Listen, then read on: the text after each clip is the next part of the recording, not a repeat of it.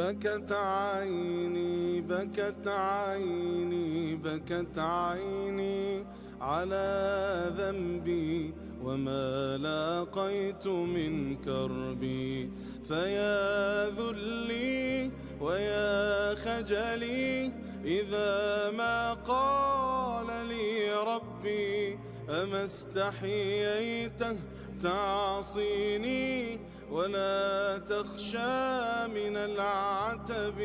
الحمد لله نحمده ونستعينه ونستغفره ونعوذ بالله من شرور أنفسنا ومن سيئات أعمالنا من يهده الله فلا مضل له ومن يضلل فلا هادي له ونشهد أن لا إله إلا الله وحده لا شريك له ونشهد أن محمدا عبده ورسوله وهو الذي بلغ الرسالة وأدى الأمانة ونصح للأمة وكشف الله به الغمة وجاهد في الله حق جهاده وتركنا على المحجة البيضاء ليلها كنهارها لا يزيغ عنها إلا هالك والصلاة والسلام على رسولنا سيدنا محمد وعلى آله وأصحابه ومن تبعهم بإحسان إلى يوم الدين. أما بعد فيا عباد الله أوصيكم وإياي أولا بتقوى الله اتقوا الله حق تقاته فلا تموتن إلا وأنتم مسلمون. فقد قال الله تعالى في كتاب العزيز وفرقانه المجيد بعد أعوذ بالله من الشيطان الرجيم بسم الله الرحمن الرحيم لقد كان لكم في رسول الله أسوة حسنة لمن كان يرجو الله واليوم الآخر وذكر الله كثيرا صدق الله العظيم. பாரிய பிரபஞ்சத்தை படைத்து பரிபாலிக்கின்ற ஏக வல்லவன் அல்லாஹுக்கே எல்லா புகழும். அல்ஹம்துலில்லாஹ்.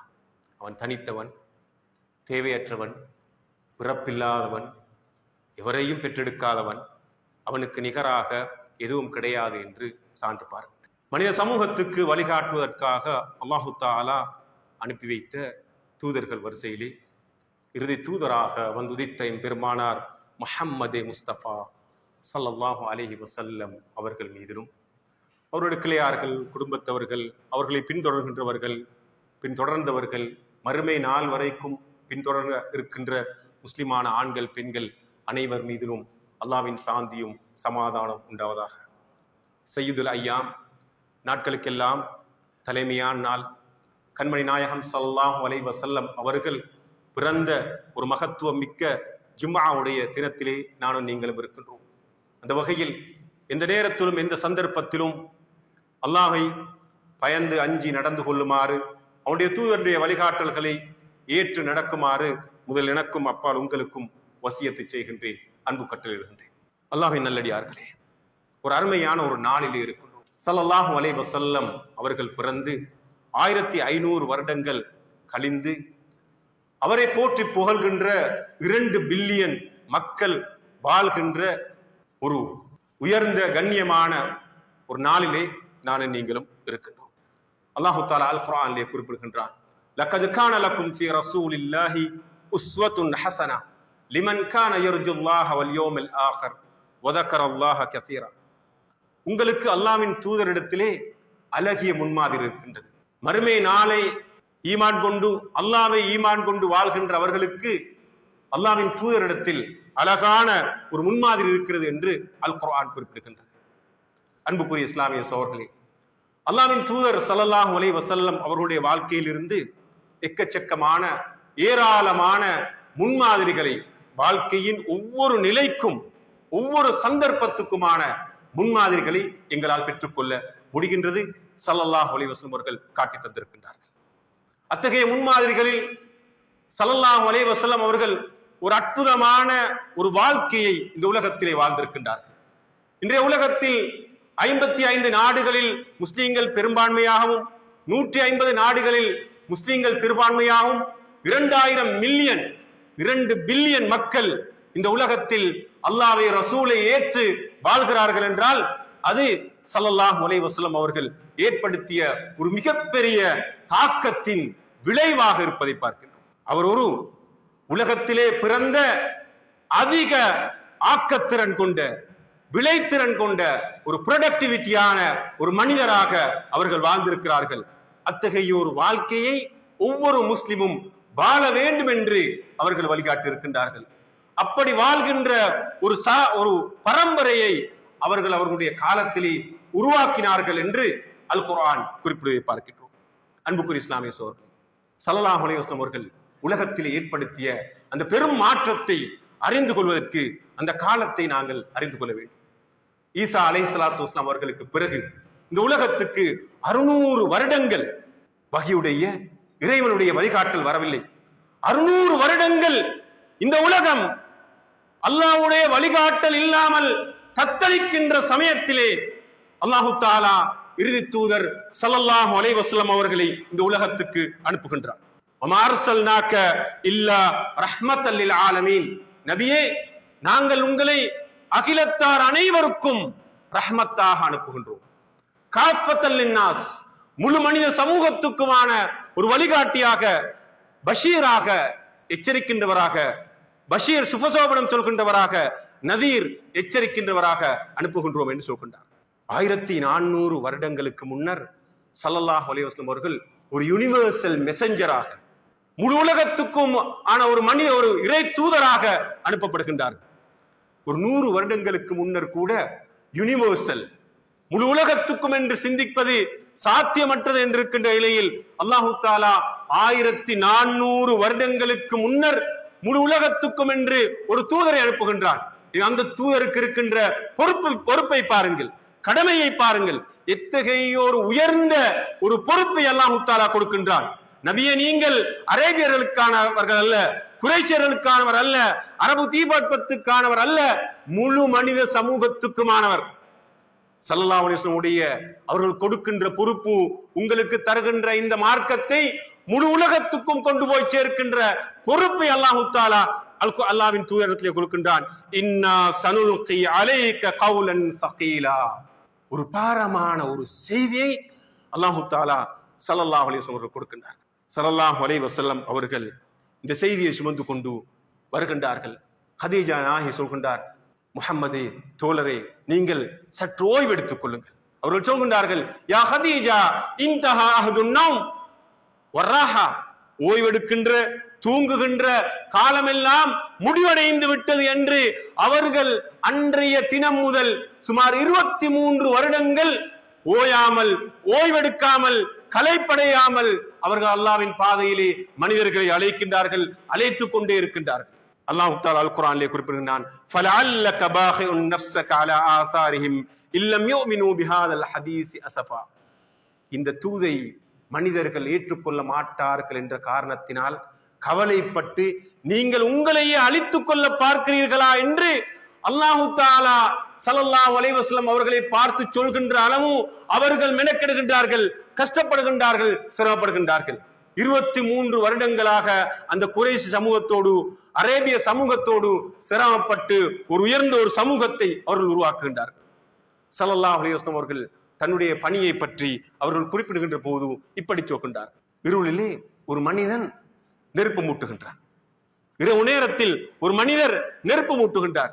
அந்த நெருப்பு மூட்டுகின்ற போதும் அந்த நெருப்பிலே சில விட்டில் பூச்சிகள் வந்து விழுகின்ற போது நெருப்பை மூட்டியவர் அந்த நெருப்பிலே விழுகின்ற விட்டில் பூச்சிகளை பாதுகாப்பதற்காக தன்னுடைய கையால் தட்டி விடுவார்.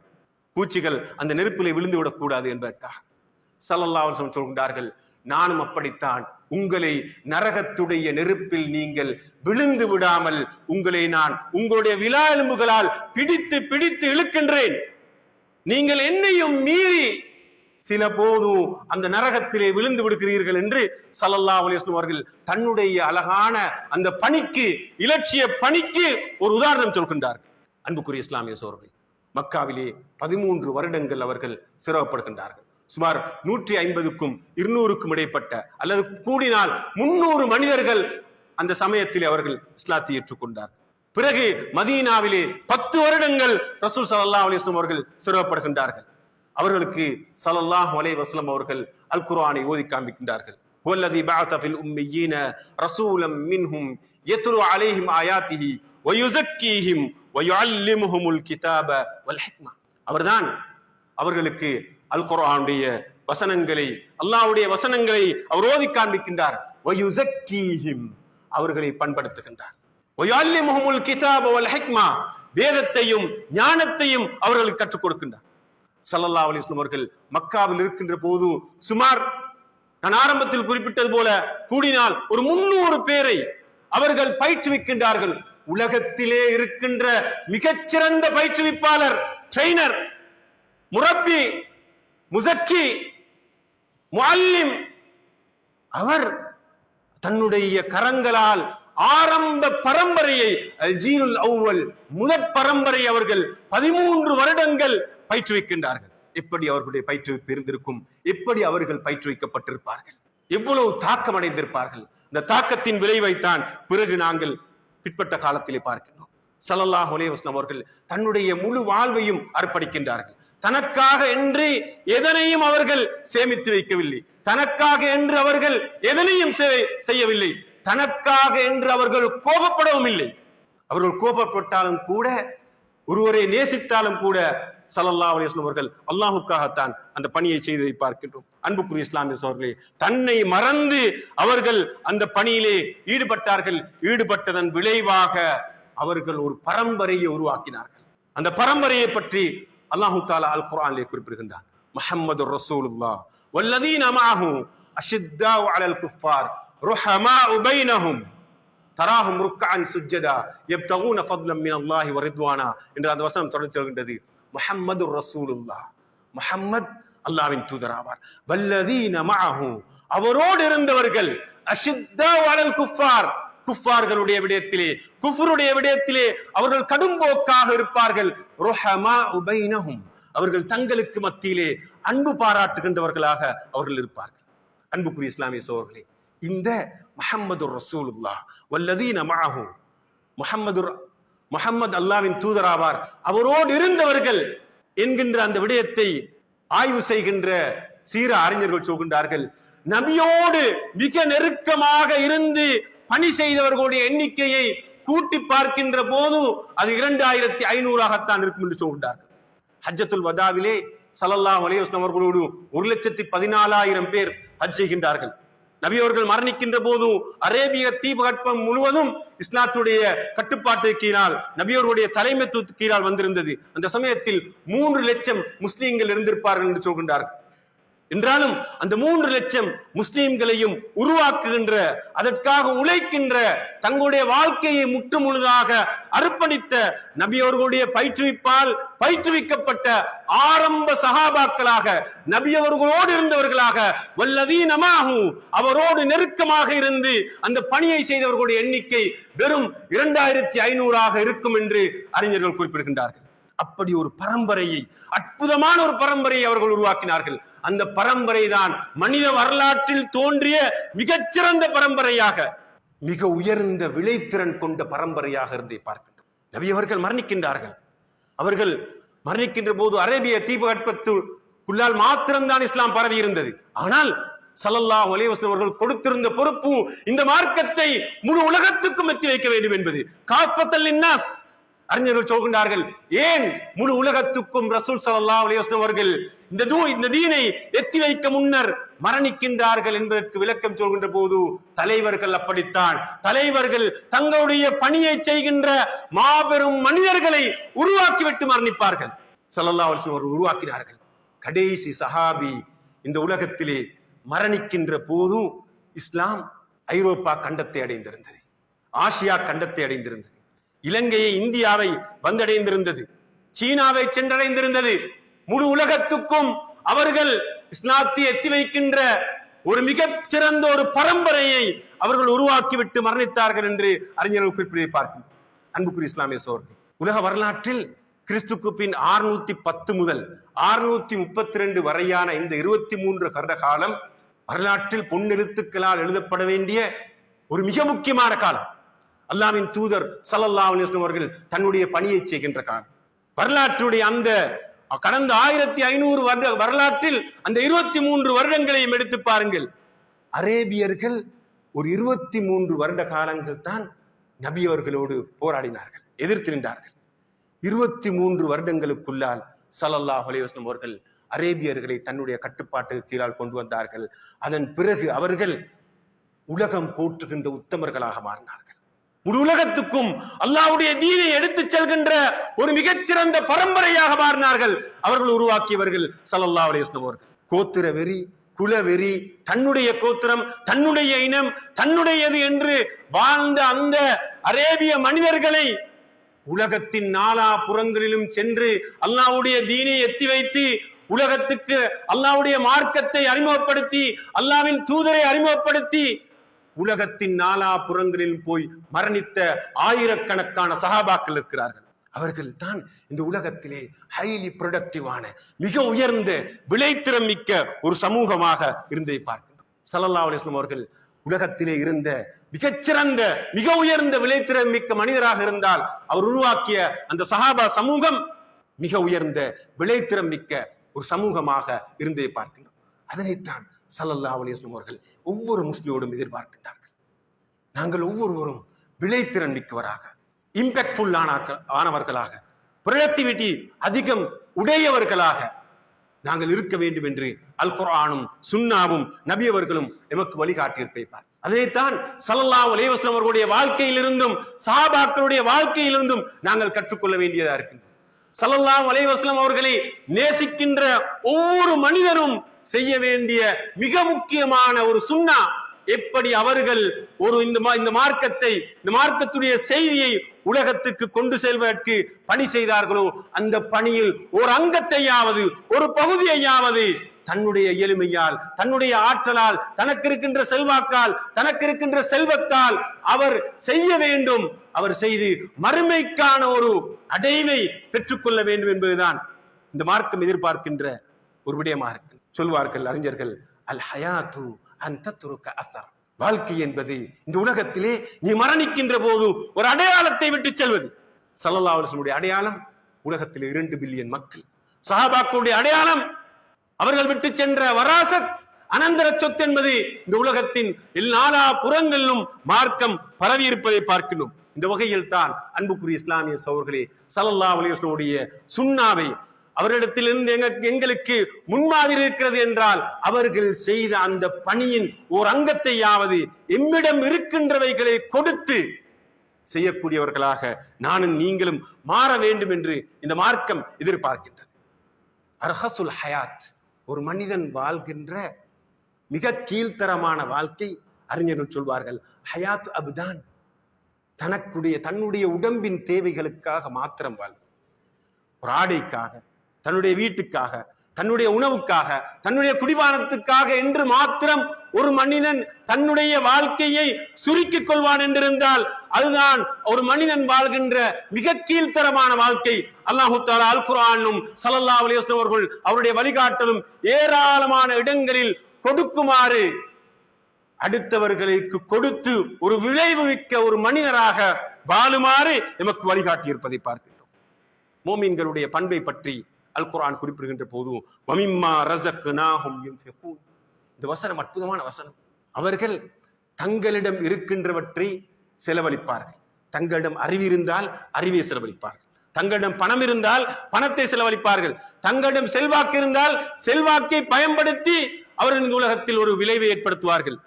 தங்களிடம் எது இருக்கிறதோ, எதனை அல்லாஹு தஆலா ரிஸ்காக, செல்வமாக கொடுத்திருக்கிறானோ அந்த விடயத்தை அவர்கள் செலவழித்து இந்த உலகத்தில் அவர்கள் உலகத்திலிருந்து மரணிக்கின்ற போது ஒரு விளைவை, ஒரு அசரை, ஒரு தாக்கத்தை ஏற்படுத்திவிட்டு மரணிப்பார்கள் என்று, மரணிக்க வேண்டும் என்பதற்கு அல் குர்ஆன் வழிகாட்டுவை பார்க்கிறோம். வப்தகி ஃபீமா ஆதாக அல்லாஹு தாரல் ஆகிர வலா தன்ஸ நஸீபக மினத் துன்யா, உங்களுக்கு அல்லாஹு தஆலா எதனை கொடுத்திருக்கின்றானோ அதனை கொடுத்து உங்களுடைய மறுமை வீட்டை நீங்கள் பெற்றுக் கொள்ளுங்கள். அறிவை கொடுத்திருந்தால் அறிவை மக்களுக்கு கொடுங்கள். ஸல்லல்லாஹு அலைஹி வஸல்லம் சொன்னார்கள், பல்லிகு அன்னி வலவ் ஆயா, என்னிடமிருந்து ஒரு வசனத்தையாவது நீங்கள் மக்களுக்கு எத்தி வையுங்கள். அன்புக்குரிய இஸ்லாமிய சகோதரர்களே, ஸல்லல்லாஹு அலைஹி வஸல்லம் அவர்கள் பிறந்த இந்த நாளில் அவருடைய சுன்னாவை பற்றி நானும் நீங்களும் பேசுகிறோம் என்றால் அந்த சுன்னாவில் அதிகம் கவனம் செலுத்த வேண்டிய மிக முக்கியமான ஒரு விடயமாக அவர்கள் வாழ்ந்தது போன்ற ஒரு வாழ்க்கையை நாங்கள் வாழ வேண்டும்.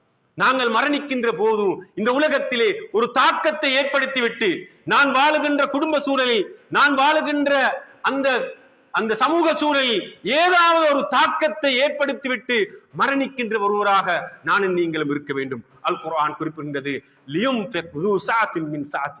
ஒருவரிடத்தில் எந்த அளவு செல்வம் இருக்கிறதோ அந்த அளவுக்கு ஏற்ப அவர் செலவழிக்கலாம். எல்லாவற்றையும் தான் செலவழிக்க வேண்டும் என்று மார்க்கம் வழிகாட்டவில்லை. தன்னிடம் இருக்கின்ற அளவுக்கேற்ப அவர் செலவழிக்க முடியும்.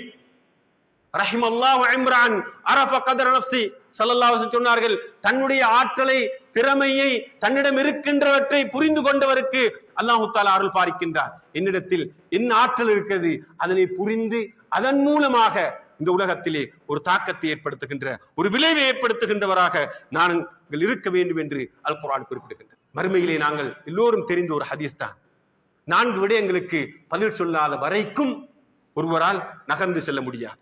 அதிலே ஒன்றுதான் வான் அல்மிஹி, அவனுடைய அறிவை கொண்டு அவன் என்ன செய்தான், அறிவை கொண்டு உலகத்தில் என்ன தாக்கத்தை ஏற்படுத்தினான், என்ன விளைவை ஏற்படுத்தினான், எதனை அவன் அடைந்து கொண்டான். வான் மாலிகி, அவனுடைய செல்வத்தின் மூலம் இந்த உலகத்தில் எதனை செய்தான், எதனை சாதித்தான், எத்தனை தர்மங்களை கொடுத்தான், எத்தனை சதகா ஜாரியாக்களை நிறைவேற்றினான், எத்தனை பேருக்கு அவன் அறிவு புகட்டுவதற்கு தன்னுடைய அறிவையும் செல்வத்தையும் பயன்படுத்தினான். எனவே ஸல்லல்லாஹு அலைஹி வஸல்லம் அவர்களை பின்பற்றி வாழ்வது என்பது அவர்கள் வாழ்ந்த முறைப்படி இந்த உலகத்தில் வாழ்வது. ஒரு மனிதர்களிலே செல்வாக்கு செலுத்துகின்ற ஒருவராக, பிறரில் செல்வாக்கு செலுத்துகின்ற ஒருவராக தான் வாழ்ந்து விட்டு மரணிக்கின்ற போது தனக்கு ஒரு அடையாளம் இருக்க வேண்டும். அல் ஹயாத்து, வாழ்க்கை என்பது நீங்கள் மரணித்ததன் பிறகும் வாழ வேண்டும் என்று சொல்வார். நபி அவர்கள் மரணித்ததன் பிறகும் வாழ்கிறார்கள், சஹாபாக்கள் மரணித்தவன் பிறகும் வாழ்கிறார்கள், அறிஞர்கள் உலமாக்கள் மரணித்தவன் பிறகும் வாழ்கிறார்கள். சமூகத்துக்காக கொடை கொடுத்து சமூகத்தின் அறிவுக்கும் ஏனைய துறைக்கும் பங்களித்தவர்கள் மரணித்தவன் பிறகும் வாழ்கிறார்கள். அவருடைய பெயர் சொல்லப்படுகின்றது. அப்படி ஒரு விளைத்திறன் மிக்க ஒருவராக மாற வேண்டும் என்று அல் குர்ஆன் எதிர்பார்க்கின்றது. எனவே அன்புக்குரிய இஸ்லாமிய சகோதரர்களே, இந்த செய்தியை இந்த நாளிலே நம்முடைய உள்ளத்துக்கு எடுத்துக்கொள்வதற்கு முயற்சிப்போம். வல்லாஹ் அல்லாஹு தஆலா எம்மை இந்த உலகத்தில் ஒரு விளைத்திறன் மிக்க ஒரு மனிதராக, நாங்கள் மரணிக்கின்ற போது எங்களுடைய அறிவு, ஆற்றல், திறன், செல்வாக்கு, நம்முடைய பணம் என்பவற்றால் இந்த உலகத்தில் ஏதாவது ஒரு தாக்கத்தை ஏற்படுத்திவிட்டு மரணிக்கின்ற ஒருவராக வாழ்ந்து மறைவதற்கு அல்லாஹு தஆலா எனக்கும் உங்களுக்கும் தௌஃபீக் செய்வானாக. வாஹிர் தவானா அல்ஹம்துலில்லாஹி ரப்பில் ஆலமீன்.